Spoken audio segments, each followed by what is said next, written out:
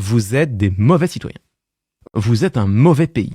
Les sommes que nous devons rembourser chaque année ont augmenté année après année dans l'indifférence générale. Derrière ce discours, il y a une tonalité qui est nettement culpabilisante. Tous les hommes politiques et toutes les femmes politiques qui fustigent, stigmatisent ainsi la dette, c'est jamais pour dire « attention, la dette c'est grave, c'est dangereux, il faut faire quelque chose », c'est pour dire « vous êtes des mauvais citoyens. Vous êtes un mauvais pays. T'es mauvais !» C'est quelque part pour projeter la culpabilité sur le peuple français. Il y a l'idée que c'est de notre faute, que c'est les Françaises et les Français qui seraient drogués à l'argent public et que on doit se sentir coupable. Et quand on écoute François Bayrou au premier degré et qu'on n'a pas cet effort de mise à distance, on peut se sentir coupable. Alors que, les dépenses restent constantes. Donc non, les Françaises et les Français sont pas plus dépensiers aujourd'hui qu'avant. C'est simplement que ceux qui payaient des impôts en payent moins. Et deux, qui prend les décisions? Qui a laissé la dette se creuser? Qui a laissé le déficit se creuser? Qui est aux responsabilités depuis 8 ans?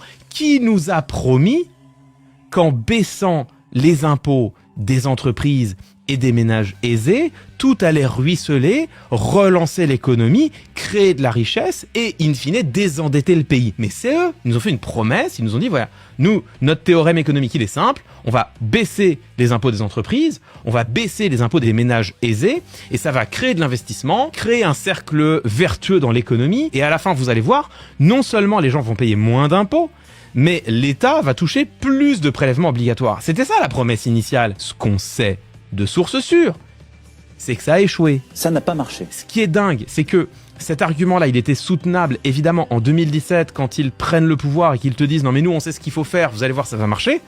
Mais ça n'a pas marché. Le déficit s'est creusé, la dette aussi. C'est vrai.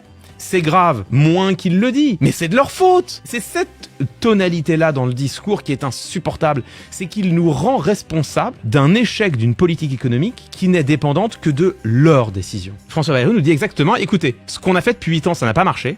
Ça a créé la situation dans laquelle on est. Ça a créé le déficit qu'on connaît aujourd'hui. Donc moi, ce que je propose, c'est de faire pareil en pire, mais vous allez voir, cette fois, ça va marcher.